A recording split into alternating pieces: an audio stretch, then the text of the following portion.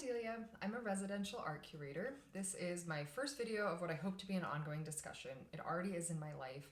This really is a constantly evolving topic as I learn and acquire more experience. So many clients have asked me for a resource on how to address race when sourcing art for a design. This is where I'm at this point.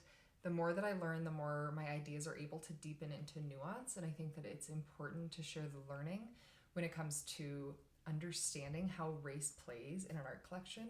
So I'm going to keep this video up here, even though it's kind of a work in process, to just really show the progression as we learn this. So let's get into it.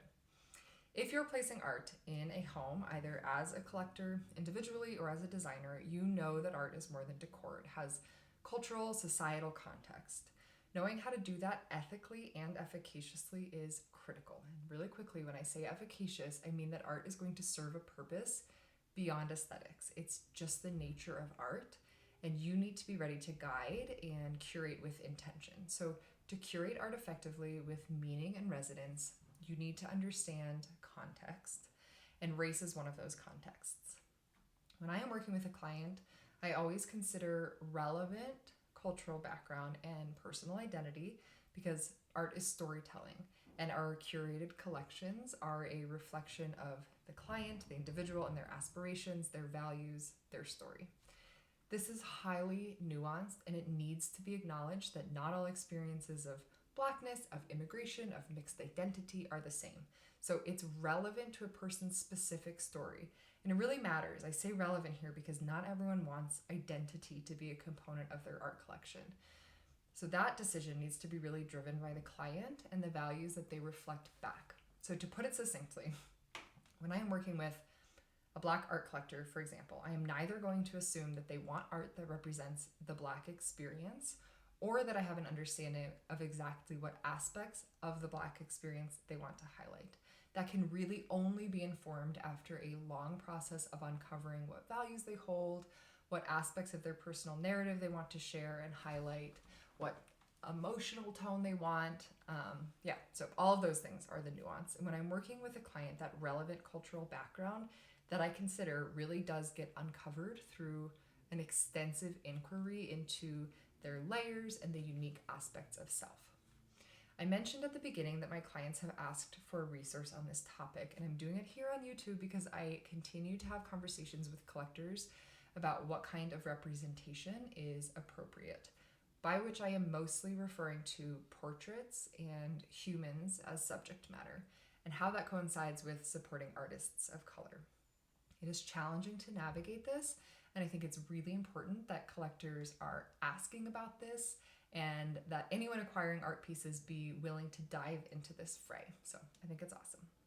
I have kind of a rule of thumb, and this is just my current approach to this question. I am constantly navigating it as well. So I first want to say that buying work from an artist of color does not mean that their artwork is representative of the experience of that race. That's obvious, but it needs to be stated. Meaning that you can support an artist of color without addressing the question of whether it's ethical for a white collector to have portraits of people of other races. And I'm not saying that it's unethical. We'll get into that in a second.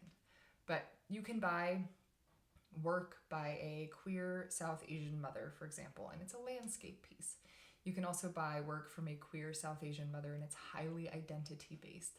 And if that's the route that your collection is going, I have two policies. One, you need to have representation from multiple cultures by multiple cultures, including your own. I find it totally alarming when a person hones in on a specific identity that is not their own. Second policy is that art needs to connect to the collector on a genuine level. Having visited South Asia and seeing a queer mother is not that level. However, if you are a mom and this represents a component of motherhood that you relate to, or if your career is centered on reproductive rights in India, great. I think that that is the degree of personal connection that I am looking for. That component really does have to tie into the client's day-to-day life, and an art collection should not be a virtue signal ever. So this is all nuance. There's layers to this. If the client is highly politically active and wants to collect art around various social issues, it's going to be very identity-based. That's just the nature of social issues. And to me, as long as they can connect those art acquisitions to a very deep aspect of themselves, as long as they have, personal story that goes beyond the surface to tell about the pieces, then that's completely acceptable. So when you are sourcing art for a collection, focus on personal narrative and be highly vigilant against exoticizing, othering, virtue signaling, and exploitation. Okay, you might be thinking, well, if the client is white, let's just buy from white artists on white subject matter. The reason that I am a proponent of diversifying your art collection and your artist base is really twofold.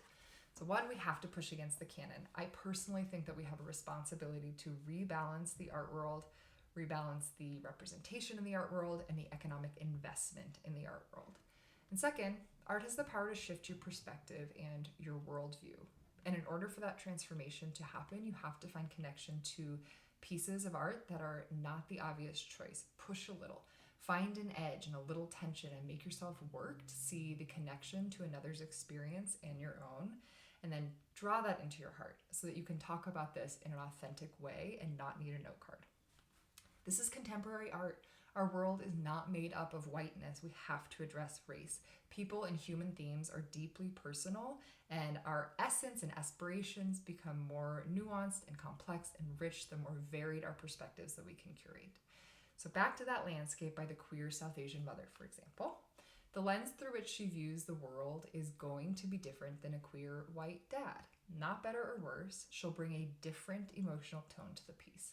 Each of them will show you aspects of the world that you have not seen, and having multitudes in your experience of life is how we expand. I want to bring up one more area of inquiry, and this is my haziest, I would say. So earlier I said curate art from multiple cultures by multiple cultures. And I guess to me, if I am buying a piece of art that represents a culture that is not my own, I want the artist to be from that culture and to be able to represent their experience within that. I do think that this gets a little bit challenging if there's a portrait artist who is white. It would be very strange to me if they only ever did portraits of white people. So there's complexity to it, and I don't really have a hard and fast rule about it, but I think that having an understanding of the lens through which an artist is portraying a culture that is not their own is really important. Which is why having conversations with artists, having an understanding of who they are, of what their practice is all about, what their intentions are, and an understanding of the way that they speak about the work that they make. So I guess their degree of race consciousness in a way feels important to me. Those are not bullet points. It's something that you really need to feel into and have a firm understanding of what the artist is all about and why they've chosen to make portraits to portray people of other cultures. And that can really only happen in earnest conversation with an artist, which is reason number 100 to support living and working artists. Okay, to conclude, I say approach with nuance, ask questions, avoid exploitation at all costs, and remember that art collecting can really enhance your appreciation of life, expand your worldview, and deepen your experience in a myriad of ways.